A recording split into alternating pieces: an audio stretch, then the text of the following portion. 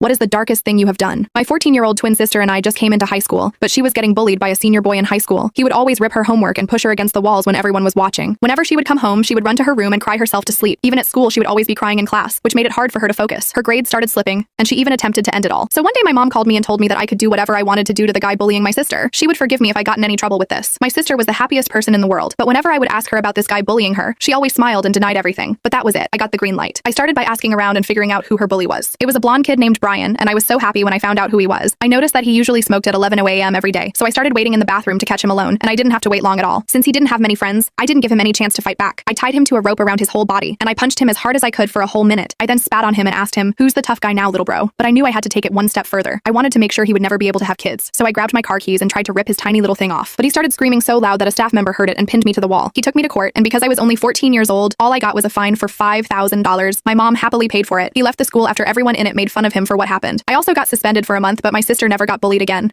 Am I the jerk?